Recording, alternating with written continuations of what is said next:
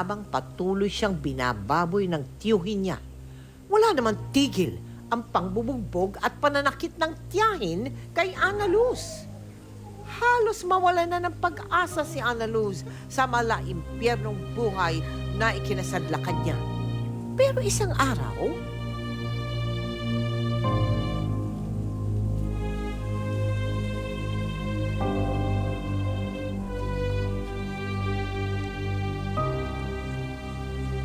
Ana Luz!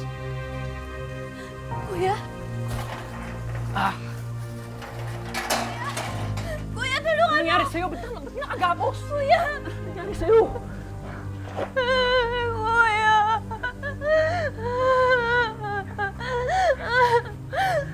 Sino mo sa'yo nito?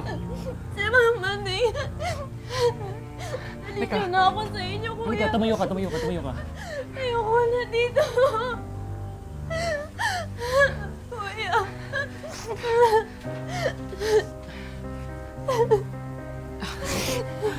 Kuya.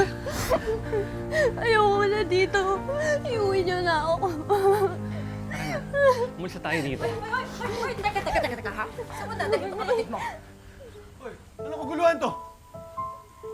Naguluhan? Nadatnan ko yung kapatid ko nakatali yung leeg na parang aso. Mama Neng, paano mo nagawang maltratuhin yung sarili mong pamangkin? Yung sarili mong kadugo? Napakawalang hiya mo! Ano mo ba yun?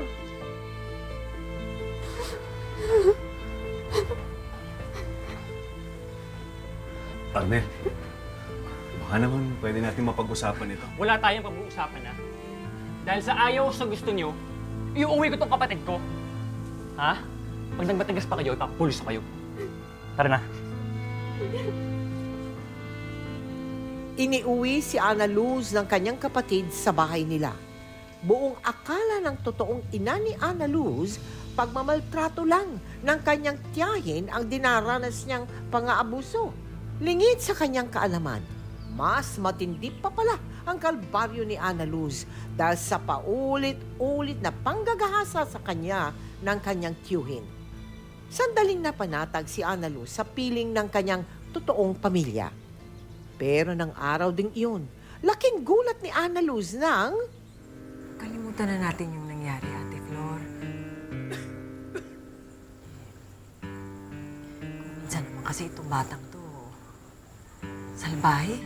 Sagot-sagutin ba naman ako ng pabalang-balang? Hindi ako nakakapagtimpi. Pero minsan lang naman nangyari yun. Hindi na mauulit. Promise. Tsaka, sayang naman kung hindi mo na siya pagkakatiwala sa amin. Next year, gagraduate na siya ng high school. Oh. Isipin mo, dahil lang sa pagkakamali ni Neng, masasayang lahat yung sakripisyo namin para sa magandang kinabukasan ng bata.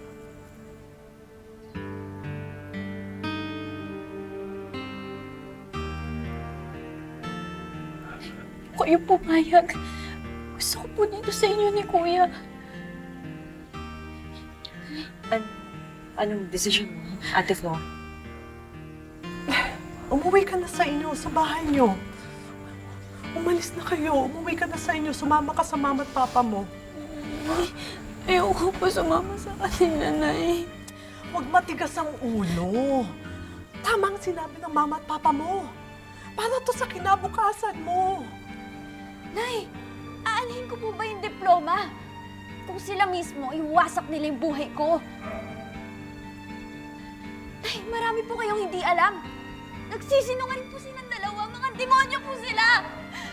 Ay, ano sinabi mo? Ano sinabi mo? Mga demonyo sila!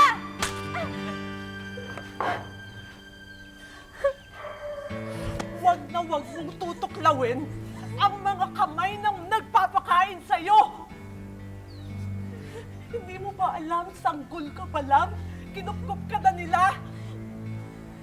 Pinihisan ka, pinakain, binigyan ng pangalan. Samantalang ako, ang binigay ko lang sa'yo, niluwalang kita at yun lang ang ambag ko sa buhay mo. Kaya sila ang pamilya mo. Sumama ka sa kanila. Umalis na kayo dito. Umuwi na kayo sa bahay niyo. Huwag ka makisali dito. Umuwi ka na. Bumalik ka sa bed mo! Yan sa mama at papa mo! Sige na, umalis ka na! Hindi kita kailangan! Hindi ka namin kailangan! gabi na. Kuya!